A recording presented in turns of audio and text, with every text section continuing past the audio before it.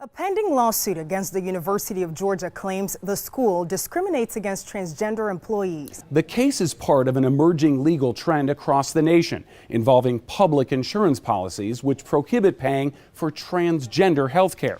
Here in New York and in most other states, a transgender person with Medicaid cannot obtain coverage for hormone therapy, which non-transgender women routinely obtain in the form of birth control. Over the past year, transgender public employees have filed numerous similar lawsuits across the country. Employees in Wisconsin and Iowa recently won hundreds of thousands of dollars in damages. In the United States, transgender people face many physical, mental, and social barriers that block them from expressing themselves and their gender identity. The discriminatory behavior exhibited by insurance companies against trans people is one of the most prominent examples of gendered bigotry in America. This is insurance discrimination against transgender people. So what does it mean to be transgender?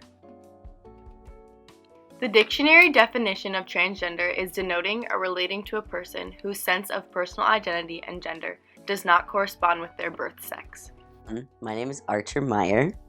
I am 23. I grew up in Minneapolis. I use they, them pronouns. And I am a transgender person, identify as a butch person, and queer. From a pretty young age, I knew I was queer, but I still just thought I was a woman who felt a little differently about my body than most other women that I knew. And then I finally learned of the word transgender at around 15 or 16, and it was sort of like a click moment of like, oh, I didn't know that was possible. Many may think they don't fit into a group or community. Fortunately, Minnesota has a current LGBTQ population of 176,651. This community has proven to be strong in supporting transgender people. There are a lot of really powerful and really wonderful organizations that are run by trans people for trans people. One of the most prominent of these organizations is Outfront Minnesota. So Outfront Minnesota is the largest LGBTQ plus advocacy organization in Minnesota. Our mission is just to create a world where all Minnesotans, particularly LGBTQ Minnesotans, can live as who they are, love who they love, without fear of discrimination. Outfront and many other organizations work to protect the LGBTQ community and advocate for social and political change. In regards to our healthcare system, the Affordable Care Act is the foundation of protections for the trans community. The Affordable Care Act bars discrimination on the basis of sex. In the meantime, what it means is that plans that are subject to the ACA cannot simply exclude care for transition. Although this is federal law, many insurance providers find loopholes and ways around it that continue to block transgender individuals from receiving coverage for their care. Some plans, such as those offered through large corporations, are not required to follow anti-discrimination laws set in place by the ACA. People can get denied on the basis of that their surgeries are cosmetic and not medically necessary. Some folks might be able to have access to their hormones, but then like after their 5th refill, their insurance will actually be like, oh no, we don't want to do that anymore. So they have to appeal and do that. So it's still happening even though it's illegal.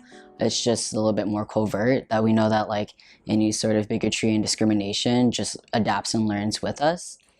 Archer Meyer has experienced such discrimination firsthand. I knew from a pretty young age, pretty much when I learned what transgender was, that I wanted to get top surgery. I had to make a ton of phone calls trying to find out if my specific insurance plan with Blue Cross Blue Shield, if they covered top surgery. I was able to find out that they did. The only thing that I ultimately needed to do was to provide them with a letter from somebody in the medical field who is able to like confirm that I am trans and that this is a medically necessary surgery. So I went through with that, sent a letter to insurance, everything's good to go, actually get top surgery, and then about 3 or 4 months after my actual surgery, my parents got a bill in the mail saying that they owed $14,000 to the University of Minnesota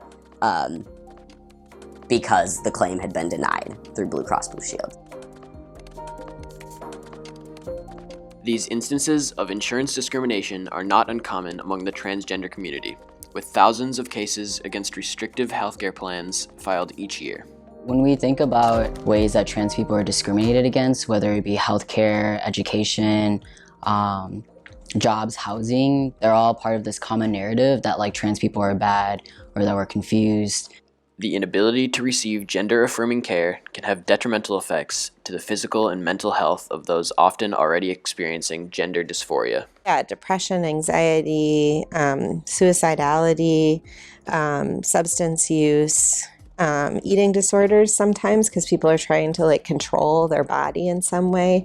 All of those things can be a higher risk for trans youth who are in that setting of not feeling supported.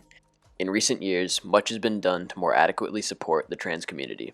Laws have been passed to provide more protections against discrimination, and transition-related care has even begun to be offered in schools.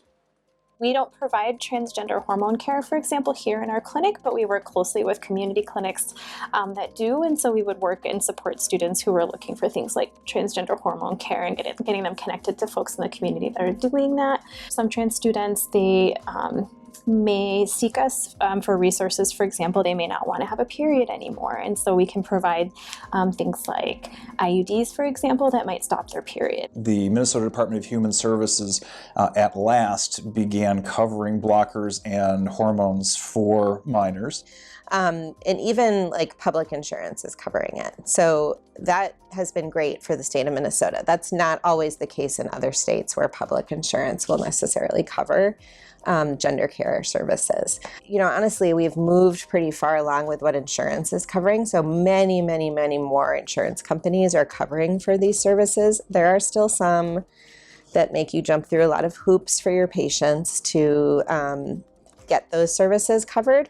But when we started doing this, I think we were writing a lot more letters to insurance companies to say why this care was medically necessary and should be covered by their insurance company. And I don't have to do that as much anymore. Today in Trump's America, however, nothing is concrete, and even basic protections under the ACA are at risk. For the past number of years, a lot of federal agencies and courts have interpreted that concept of sex discrimination fairly broadly to include discriminating against people because they're transgender.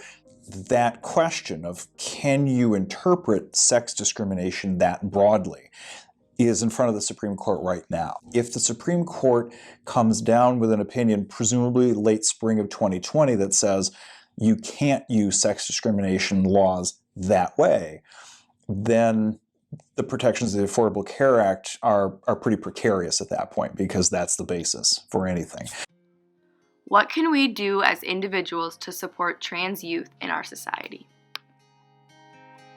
I think normalizing things like sharing your pronouns and talking about your own gender identity. We all have gender identities, everybody, and so it's not just something for trans students to do and put out there. We all can do that and normalize that as well. You know, what I think can be done to help the situation is underway, which is more and more families are coming forward and saying, my kid is trans, I expect that they're going to get the care that they need and simply stand up and demand it. And the more that families come forward, the parents and the kids come forward, the more that insurance companies and the regulators and so on learn about what the law requires and what the law forbids and recognize, yes, this is appropriate care and we do need to provide it. I think there's still a lot of need for training among students, among staff, among teachers, and it's an ever-evolving issue, and so people really need to stay up to date and be current. So, as insurance companies slowly begin to meet the needs of the transgender community, it's important to maintain support for them. Everyone should have an equal opportunity for insurance and the chance to be themselves.